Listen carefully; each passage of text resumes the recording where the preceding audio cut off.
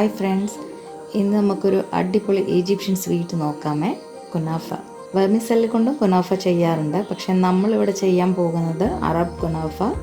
അതിൽ യഥാർത്ഥത്തിൽ ഉപയോഗിക്കുന്നത് കുനാഫ ഡവാണ്. നമുക്കത് ഉണ്ടാക്കിയെടുക്കാം. അപ്പോൾ നമുക്ക് സ്റ്റാർട്ട് ചെയ്യാം. ആദ്യം ഒരു ബൗളിൽ നമുക്ക് 1 കപ്പ് മൈദ എടുക്കാം. അതിലേക്ക് 1/2 കപ്പ് കോൺഫ്ലോറും 1/4 ടീസ്പൂൺ ഉപ്പും 1 ടേബിൾ സ്പൂൺ ഓയിലും 1 കപ്പ് വെള്ളവും ചേർത്ത് നല്ലവണ്ണം മിക്സ് ചെയ്തെടുക്കാം. കട്ടയൊന്നുമില്ലാത്ത നല്ല സ്മൂത്ത് ബാറ്റർ റെഡി ആയിട്ടുണ്ട്. ഇനി ഈ ബാറ്റർ നമുക്ക് ഒരു പൈപ്പിംഗ് ബാഗിലേക്ക് മാറ്റാം.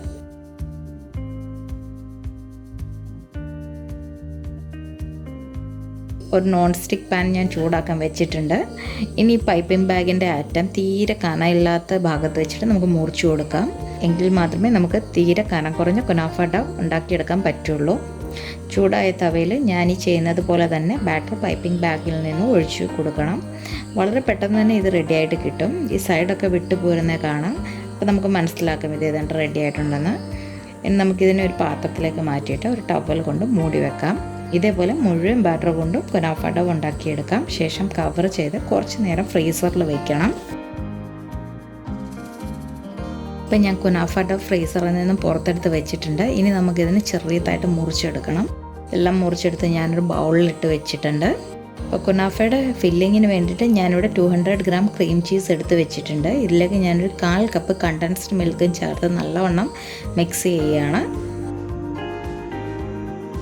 ഇനി കുനാഫ ഡവിലേക്ക് ഒരു 50 ഗ്രാം ബട്ടർ മെൽറ്റ് ചെയ്തത് ഒഴിച്ച് പതുക്കെ മിക്സ് ചെയ്തെടുക്കാം.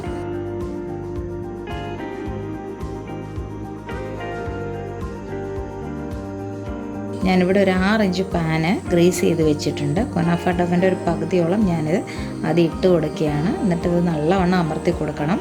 അതിന് മുകളിൽ നമുക്ക് ചീസ് മിക്സ് നിരത്തി കൊടുക്കാം. ഇനി ബാക്കിയുള്ള കുനാഫ ഡവ് വെച്ച് നമുക്കതിൻ്റെ സൈഡും ടോപ്പും ഒന്ന് നല്ലവണ്ണം കവർ ചെയ്തെടുക്കാം. മുകൾ ഭാഗം ഒന്ന് ലെവൽ ചെയ്തിട്ട് നമുക്കൊരു 150 ഡിഗ്രിയിൽ 20 മിനിറ്റ് ഓവനിൽ ബേക്ക് ചെയ്തെടുക്കാം. തവിൽ വേണമെങ്കിൽ നമുക്കിത് ചെയ്യാൻ പറ്റും. പക്ഷേ ഒരു 10 മിനിറ്റ് കഴിയുമ്പോൾ തിരിച്ചും മറിച്ചും ഇട്ട് കൊടുക്കണം. അതെനിക്കൊരല്പം ബുദ്ധിമുട്ടാണ്. അതുകൊണ്ട് ഞാൻ ഈ ഓവനിൽ വെക്കുന്നതേ ഉള്ളൂ. കുനാഫ ഞാനിവിടെ ബേക്ക് ചെയ്തെടുത്തിട്ടുണ്ട്. മുന്നേ തയ്യാറാക്കി വെച്ച് ഷുഗർ സിറപ്പ് ഒഴിച്ചു കൊടുക്കുകയാണ്.